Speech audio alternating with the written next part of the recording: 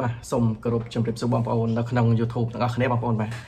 ថ្ងៃនេះគឺជួបជាមួយខ្ញុំឋានម្ដងទៀតហើយបងប្អូនបាទថ្ងៃនេះគឺខ្ញុំមានវីដេអូមួយចែករំលែកជូនបងប្អូនទៀតហើយថ្ងៃនេះគឺខ្ញុំដំឡើងគីឡូម៉ែត្រចំនួន9បន្ទប់បាទអញ្ចឹងភ្ញៀវគាត់ឲ្យខ្ញុំតម្លើង9គីឡូក៏ប៉ុន្តែតម្លើងនេះតម្លើង9គីឡូភ្លើងនេះគឺយើងដាក់តាមប្រអប់មួយទេប្រអប់យើងដូចជា1ម៉ែត្រចឹងបាទ1ម៉ែត្រជាង1ម៉ែត្របាទ6ដូចជា8ទឹកបាទ8ទឹក6ទឹកទេបាទអញ្ចឹងយើងតម្លើង9គីឡូភ្លើងបាទអញ្ចឹងបន្ទប់គាត់គឺមាន9បាទអញ្ចឹងថ្ងៃនេះដែរគឺខ្ញុំទៅបង្ហាញបងប្អូនពាក់ព័ន្ធជាមួយនឹងការរៀបគីឡូភ្លើងហើយការភ្ជាប់គីឡូភ្លើងនេះគឺខ្ញុំមានវីដេអូរួចមកហើយបងប្អូនបាទអញ្ចឹងបងប្អូនអាចចូលទៅមើលបានយើងនៅវីដេអូខ្ញុំការតម្លើងគីឡូភ្លើងដែលបងប្អូនថ្មីដែលមិនទាន់ចេះបាទមិនទាន់ចេះដំឡើងគីឡូភ្លើងទេបងប្អូនអាចចូលទៅមើលវីដេអូខ្ញុំមានវីដេអូខាងក្រោមមានហើយប៉ុន្តែថ្ងៃនេះគឺខ្ញុំទៅបង្ហាញបងប្អូន9គីឡូថាដំឡើងយ៉ាងម៉េចយ៉ាងម៉េចសកម្មភាពពួកខ្ញុំធ្វើអីខ្លះបាទ9គីឡូភ្លើងនេះគឺយើងប្រើរយៈពេលប្រហែលដែលយើងតម្លើងវាណាអញ្ចឹងដូចនៅឃើញស្រាប់នៅវីដេអូខាងចំហៀងខ្ញុំនេះដោយសារខ្ញុំអត់បានថតប្តីទេសូមអធិស្ឋានបងប្អូនគឺខ្ញុំថតប្រឈរបាទខ្ញុំថតប្រឈរអញ្ចឹងណាបងប្អូនបាទអញ្ចឹងសកម្មភាពពួកខ្ញុំគឺខ្ញុំធ្វើវាដោយសារយើងទៅទិញទូមកយើងកាត់ខ្សែភ្លើងចូលឬក៏អីផ្សេងហ្នឹងគឺពួកខ្ញុំចាប់ដើមធ្វើវាហ្នឹងរយៈពេលយូរដែរបាទ7ថ្ងៃដែរយើងរៀបគាត់ឲ្យបានស្អាតដើម្បីយើងធ្វើឲ្យមានសណ្ដាប់ធ្នាប់អញ្ចឹងបងប្អូនថាយើងមិនចេះតែភ្ជាប់យកទេប៉ុន្តែយើងមិនថាយើងធ្វើទៅល្អឥតខ្ចោះទេបាទយើងធ្វើមកសមរម្យបាទយើងធ្វើមកសមរម្យយើងដោយសារយើងអត់មានឧបករណ៍គ្រប់គ្រាន់សម្រាប់ធ្វើវាគីបកុកគីបអីទេអញ្ចឹងយើងដាក់ធម្មតាទេបាទធ្វើធម្មតាប៉ុន្តែក៏យើងគូសំភ្នែកមើលខ្លះដែរបាទអញ្ចឹងបងប្អូនឃើញស្រាប់ហើយវីដេអូខាងនេះគឺខ្ញុំធ្វើបាទរយៈពេលយូរដែរបាទអញ្ចឹងបើបងប្អូនមិនតន់ចេះសម្រាប់តម្លើងគីឡូភ្លើងណាអញ្ចឹងបងប្អូនអាចមើលទៅខ្ញុំមានវីដេអូហើយខ្ញុំអត់ចង់ចេញមួយសារទេដោយសារនេះគឺខ្ញុំ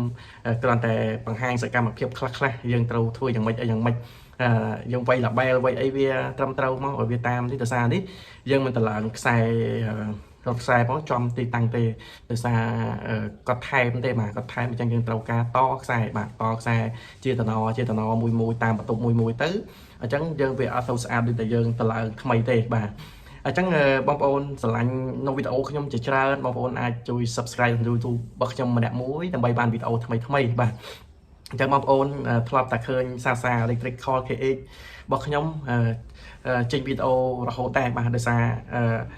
វីដេអូខ្ញុំមិនទាន់អីចេះរកលុយបានទេបាទអញ្ចឹងសូមបងប្អូនជួយគាំទ្រផងបាទអញ្ចឹងគ្រាន់តែខ្ញុំចង់បង្ហាញបងប្អូនទេបងប្អូនដែលថ្មីបាទខ្ញុំចែករំលែកអស់ពីចិត្តតែម្ដងហើយខ្ញុំមិនគិតលុយគិតកាក់ពីបងប្អូនទេបាទធ្វើនេះគឺធ្វើដោយឆន្ទៈចែករំលែកបាទមានអ្វីដែលប្លែកខ្ញុំចេះតែចែកចម្លែកជូនបងប្អូនទៅបងប្អូនណាអញ្ចឹងដូចវីដេអូនៅខាងចំហៀងខ្ញុំនេះគឺនិយាយទៅបងប្អូនអត់ពិបាកទេតម្លើងគីឡូភ្លើងដំបូងយើងចេះភ្លើងយើងដឹងហើយថាវាមាន fire មាន node បាទមាន fire មាន node សម្រាប់ចរន្តរបស់យើងណាហើយមាន fire មាន node សម្រាប់ភ្លើងទូទៅបាទមាន DC និង AC អញ្ចឹងភ្លើង AC វាមាន fire និង node បាទបើ DC វាមានគេប្រើថាបូកដកបាទបូកដកអញ្ចឹងណាបូកមានបូកមានដកបាទអញ្ចឹងសម្រាប់ AC មាន L មាន L មាន N បាទមាន L អូនទាំងហើយមាន fire មាន N បាទមាន fire មាន N ហ្វាហ្នឹង L ហ្នឹងភ្លើងមានខ្សែមួយខ្សែមានភ្លើងមួយទៀតម៉ាស់ហ្នឹងគឺខ្សែ N ហ្នឹងបាទអញ្ចឹងបងប្អូននៅក្នុងគីឡូភ្លើងបងប្អូនវាមានការផលិតខុសៗគ្នា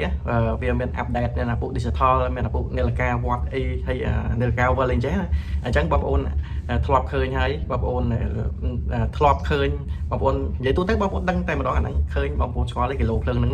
បាទប៉ុន្តែនៅឡើយតែបងប្អូនអត់ទាន់ចេះភ្ជាប់បាទអត់ទាន់ចេះភ្ជាប់គីឡូភ្លើងហ្នឹងអញ្ចឹងដូចខ្ញុំនិយាយអញ្ចឹង